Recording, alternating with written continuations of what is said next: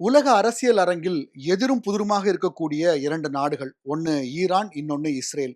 இந்த 2 நாடுகளுக்கு இடையேயான மோதல் அப்படிங்கிறது வந்து பார்த்தீங்கன்னா, இந்த போர் ஆரம்பித்ததிலிருந்து அத பத்தி நம்ம நெறையவே தெரிஞ்சிருப்போம். எந்த அளவுக்கு 2 நாடுகளும் பகை கொண்டு இருக்கிறாங்க அப்படிங்கிறது எல்லாமே நமக்கு தெரிஞ்ச ஒரு விஷயம் தான். இப்படியான ஒரு சூழல்ல இந்த போர் பத்தின சில தகவல்களை வந்து நியூயார்க் டைம்ஸ் பத்திரிகை வெளியிட்டிருக்குது. அதில வெளியா இருக்கக்கூடிய சில தகவல்கள் அப்படிங்கிறது வந்து உண்மையிலேயே அதிர்ச்சிகரமான தகவல்களாக இருக்கிறது. அதுல ரொம்ப சிம்பிளா சொல்லணும் அப்டின்னா, உலக வரைபடத்துல இருந்து இஸ்ரேலை துடைத்தெறிவோம் அப்படின்னு பேசின ஈரானுடைய முன்னாள் அதிபர் ஒருத்தர மொசாட் வந்து அவங்க கண்ட்ரோல்ல எடுத்திருந்திருக்காங்க. உள்நாட்டுல நடக்கக்கூடிய அரசியல் மாற்றத்துக்கும் அவர பயன்படுத்துறதுக்கு தயாரா இருந்திருக்காங்க அப்படிங்கிற தகவல் தான் இப்போ வெளியா இருக்கக்கூடியது. அதற்கு பல அ ஆதாரங்களும் வந்திருக்கு. இதெல்லாம் பத்தி தான் இன்னைக்கு நாம இந்த ஷோல பேசப்போறோம். வாங்க பார்க்கலாம். தங்க மயிலில் ஆடி கொண்டாட்டம் ஆரம்பம். தங்கம் கிராமுக்கு 300 முதல் 600 வரை தள்ளுபடி. இச்சலுகை ஜூலை 31ஆம் தேதி வரை மட்டுமே. கேட்கிற தகவல்கள் எல்லாமே வந்து பார்த்தீங்கன்னா, நம்ப முடியாத ஒரு ஹாலிவுட் படம் மாரி இருக்குதா? ஒரு ஸ்பை த்ரில்லர் படம் பார்த்த மாரி இருக்குதா? ஸ்பை த்ரில்லர் படங்கள் எல்லாமே நடக்கிறத கம்பேர் பண்றப்போ கம்மி தாங்கிற அளவுக்கு தான் பல்வேறு விஷயங்கள் வந்து நடந்துட்டு இருக்கிறத நம்மளால பார்க்க முடியுது. எஸ் ஈரானுடைய முன்னாள் அதிபர் முகமது அகமதி நஜாத் அப்படிங்கிறவர் தான் வந்து இஸ்ரேலினுடைய உளவு அமைப்பான மொசாது கூட கூட்டணி சேர்ந்துட்டு சில சதி வேலைகள்ல ஈடுபட்டிருக்கலாம் அப்படிங்கிற தகவல் தான் இப்போ வெளியாயிருக்கிறது. இஸ்ரேலுடைய உளவு அமைப்பான மொசாது பத்தி எல்லாருக்குமே தெரியும். உலக அளவுல அவங்க உளவு பார்க்காத விஷயங்களே கிடையாது அப்படின்னு சொல்லுவாங்க. உளவு பார்ப்பதற்கு பெயர் பெற்றவர்கள்னு சொல்லுவாங்க. இஸ்ரேலுடைய பல்வேறு வெற்றிகரமான தாக்குதல்களுக்கு பின்னாடி, பல்வேறு நடவடிக்கைகளுக்கு பின்னாடி மொசாதினுடைய செயல்பாடு இருந்திருக்கு அப்படிங்கிறதையும் நம்ம பார்க்கிறோம். ஆனா இந்த முகமது அகமது நஜாத் அப்படிங்கிறவர் வந்து பார்த்தீங்க அப்படின்னா, ஈரானுடைய அதிபராக 2005ல இருந்து 2013 காலகட்டம் வரைக்கும் அதிபரா இருந்திருக்காரு ஈரான்ல. அவருடைய அந்த அதிபர் பதவி காலத்துல வந்து பார்த்தீங்க அப்படின்னா, மிக கடுமையான இஸ்ரேலிய எதிர்ப்ப வந்து மையப்படுத்தி தான் அவரு செயல்பட்டுட்டு இருந்தாரு. இன்னும் சொல்லப்போனா அணு ஆயுதங்கள், அணுசக்தியில வந்துகிட்டு ஈரான் இன்னும் வலுவடையணும் அப்படிங்கிறதுக்கான நடவடிக்கைகளையுமே அவர் தொடர்ந்து எடுத்துக்கிட்டு இருந்தாரு. அவருடைய பதவி காலம் அப்படிங்கிறது இந்த 2 விஷயங்களுக்காகத்தான் மிக அதிகமாக அறியப்படுவதாகவும் இருக்கிறது. ஒண்ணு இஸ்ரேலிய எதிர்ப்பு, இன்னொன்னு அணுசக்தி. இஸ்ரேலிய எதிர்ப்பு அப்படிங்கிறதையும் நம்மளால புரிஞ்சுக்க முடியுது. அணுசக்தி அப்படிங்கிறத வந்துட்டு ஈரான் வலுப்படுத்த இஸ்ரேல் வந்துட்டு ஆட்டோமேட்டிக்காவே ஈரானுக்கு எதிராக இன்னும் வலுவாக களமாடும் அப்படிங்கிறதையுமே நம்ம கடந்த காலங்கள்ல இருந்து பார்த்துட்டு இருந்திருக்கோம். அப்படிப்பட்ட இந்த 2 பேர் வந்துட்டு எப்படி கைகோர்த்திருக்க முடியும்? இந்த தகவல்கள்லாம் நம்புற மாரி இல்லையே! அப்படிங்கிற மாரி கூட நீங்க யோசிக்கலாம். ஆனால் நியூயார்க் டைம்ஸ்ல வெளியா இருக்கக்கூடிய இந்த தகவல்கள் அப்படிங்கிறது நிறைய அடிப்படை அ ஆதாரங்களோட அவங்க பட்டியலிடுறாங்க. எந்தெந்த சந்திப்புகள் எந்தெந்த காலகட்டங்கள்ல எங்கெங்க நடந்துச்சு அப்படிங்கிறதையும் அவங்க பட்டியலிடுறாங்க. அதன் மூலமாக மொசாடுக்கும் சரி, அகமதி நஜாதுக்குமான தொடர்பு அப்படிங்கிறத வந்து ஓரளவுக்கு நடந்திருக்கும் அப்படிங்கிறத ஊர்ஜிதமாகவே சொல்ல முடியும் அப்படிங்கிறத தான் நம்மளால பார்க்க முடியுது. இந்த நம்பவே முடியாத நாடகத்தினுடைய தொடக்க புள்ளி எங்க இருக்கு அப்படின்னு பார்த்தீங்கன்னா, 2024ஆம் ஆண்டினுடைய தொடக்க காலகட்டத்தில தான் நடக்குது. குறிப்பா இப்பதுல இருந்து ஒரு 2, 2 1/2 ஆண்டுகளுக்கு முன்னாடி ஒரு சந்திப்பு திட்டமிடப்படுகிறது. ஹங்கேரி நாட்டில இருக்கக்கூடிய புடாபெஸ்ட் நகரத்தில இருக்கக்கூடிய அ லுடோவிகா அப்படிங்கிற ஒரு பல்கலைக்கழகத்தினுடைய பேராசிரியர் அவருக்கு வந்து ஒரு அழைப்பு வருது. அந்த அழைப்பை செய்தவர் யாரு அப்படின்னு பார்த்தீங்கன்னா, ஹங்கேரி நாட்டினுடைய உயர் அதிகாரி அந்தஸ்தில இருக்கக்கூடிய ஒரு நபர். அவருடைய பெயர் வெளியிடப்படவில்லை. அவர் அழைத்து இந்த பேராசிரியர் டெலி அப்படிங்கிறவர்கிட்ட பேசுறாரு. "அ நீங்கள் வந்து உங்களுடைய பல்கலைக்கழகத்தில காலநிலை மாற்றம் தொடர்பாக ஒரு சர்வதேச மாநாடை வந்து உங்க பல்கலைக்கழகத்தில நடத்தணும்.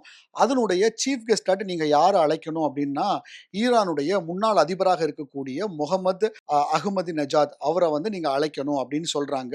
அவருக்கு ஒரு ஆச்சரியம். 2024 அவரு வந்து பார்த்தீங்கன்னா, ஈரானுடைய அதிபரா இருந்த காலகட்டம் அப்படிங்கிறது 2005ல இருந்து 2013 வரைக்கும். 2024ல நடக்கிற காலநிலை அ மாநாட்டுக்கு ஏன் வந்து அவர சீஃப் கெஸ்ட்டா அழைக்கணும் அப்படின்னு சொல்லிக்கிட்டு ஒரு கேள்வி வருது.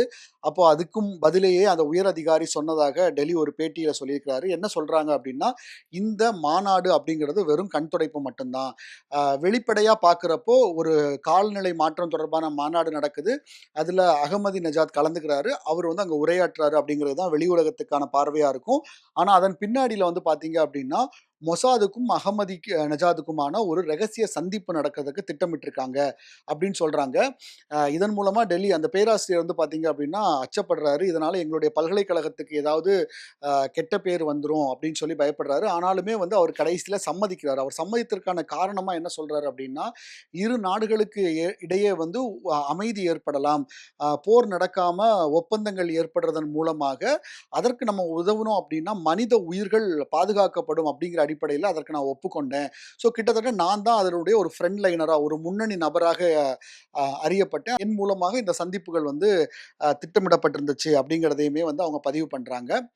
ஆ ஸோ இதன் அடிப்படையில தான் இந்த 2024ல காலநிலை மாற்றம் அப்படின்னு ஹங்கேரியில புடாபெஸ்ட் நகர்ல நடைபெற்ற அந்த மாநாடு தான் வந்து பார்த்தீங்க அப்படின்னா, மொசாட் உளவு அமைப்பான மொசாடுக்கும், அ அகமதி நஜாதுக்குமான ஒரு தொடர்புள்ளியாக இருக்குது. ஸோ இங்க வந்து பார்த்தீங்க அப்படின்னா, இந்த சந்திப்பினுடைய முக்கியத்துவம் எந்த அளவுக்கு நம்ம கவனிக்க வேண்டியதா இருக்கு அப்படின்னா, இந்த புடாபெஸ்ட் நகரத்துல நடந்த சந்திப்புக்கு மொசாதினுடைய தலைவராக இருந்தவரே வந்து கலந்துக்கிட்டு இருக்காங்க அப்படிங்கிற ஒரு தகவலுமே வெளியாயிருக்குது. சாதாரணமா மொசாதினுடைய தலைவர் அப்படிங்கிற ஒரு தலைவர் அந்தஸ்துல இருக்கக்கூடியவர்கள் வந்து பார்த்தீங்கன்னா, சாதாரண சின்ன சின்ன சம்பவங்களுக்கெல்லாம் வரமாட்டாங்க. அந்த மொசாத் அமைப்பில இருக்கக்கூடிய பல ரகசிய உளவாளிகள் தான் வந்து நேரடியா களத்துல போய் செயல்கள செய்து முடிச்சு, தகவல மட்டும் தான் தலைவருக்கு சொல்லுவாங்க.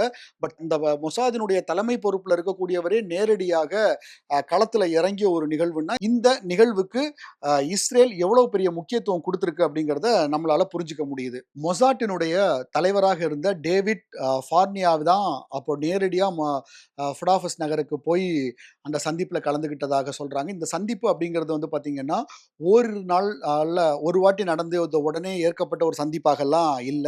இது ஒரு தொடர்ச்சியான நடவடிக்கையாக தான் பார்க்கப்படுது. பல்வேறு காலகட்டங்கள்ல இந்த முன்னாள் அதிபரான அகமதி நஜாத் கூட வந்து பார்த்தீங்கன்னா, மொசாதினுடைய பல்வேறு உளவு அமைப்பினை சேர்ந்த அதிகாரிகள் வந்து பார்த்தீங்கன்னா, அவர சந்திச்சு பேசியிருந்திருக்காங்க. இந்த சந்திப்பினுடைய பிரதானமாக பேசப்பட்ட விஷயம் அப்படிங்கிறது என்ன அப்படின்னு பார்த்தீங்கன்னா, ஈரான்ல ஏற்பட வேண்டிய ஆட்சி மாற்றம் குறித்து அந்த பேச்சுவார்த்தைகள் தொடர்ச்சியாக நடைபெற்றிருக்கிறத நம்மளால பார்க்க முடியுது. குறிப்பா அங்க ஒரு அசாதாரணமான ஒரு சூழல் ஏற்படும். அந்த அசாதாரணமான சூழல பயன்படுத்தி இஸ்ரேல் மற்றும் அமெரிக்க ஆதரவுடன் வந்து பார்த்தீங்க அப்படின்னா, இவங்களுக்கு தேவையான அதாவது இஸ்ரேலுக்கு தேவையான ஒரு அரச வந்து அங்க அமைக்கிறதா. இந்த ஆண்டு பிப்ரவரி தாக்குதல் ஆரம்பிச்சதுல இஸ்ரேல் மற்றும் அமெரிக்காவுடைய கூட்டுப்படை தாக்குதல். இந்த தாக்குதலினுடைய மிக முக்கியமான ஒரு விஷயமுமே ஈரான்ல ஆட்சி மாற்றம் தொடர்பான ஒரு விஷயம் தான். இந்த தாக்குதலினுடைய தொடக்கமே எப்படி இருந்துச்சு அப்படின்னா, ஈரானுடைய உச்சபட்ச தலைவர தான் வந்துட்டு அவங்க டார்கெட் பண்ணியிருந்தாங்க. அதுல அவங்க ஓரளவுக்கு வெற்றியும் பெற்றிருந்தாங்கன்னு தான் சொல்லணும். அல் கமேனி உயிரிழந்த விஷயங்கள் எல்லாமே நமக்கு தெரியும்.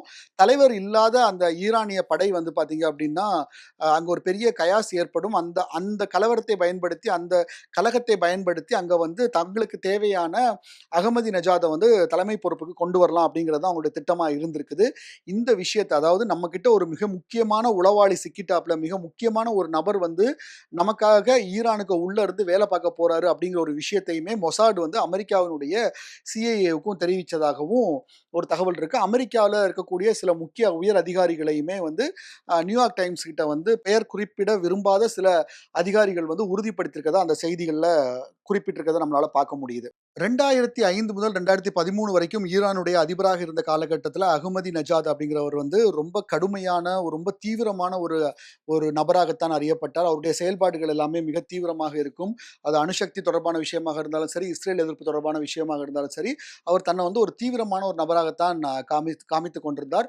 ஆ ஆனா அதுக்கு அப்புறமாக பதவி விலகிய காலகட்டத்துக்கு அப்புறமாக அவர் தொடர்ந்து மீண்டும் அந்த பதவியை பெறுவதற்கான பல்வேறு முயற்சிகளை எடுக்கிறார். ஆனா அது எதுவுமே கைகூடல. இதைத் தொடர்ந்து அவர் தன்னுடைய ஒரு லுக்கா இருக்கட்டும், தன்னுடைய செயல்பாடுகளா இருக்கட்டும், எல்லாவற்றையுமே அவர் மாற்றி, தன்னை ஒரு புதிய நபராகவும், தன்னை ஒரு மிதவாதியாகவும் மக்கள் கிட்ட காட்டிக் கொண்டார் அப்படின்னு சொல்லிட்டு பல்வேறு செய்திக்குறிப்புகள் சொல்லுது.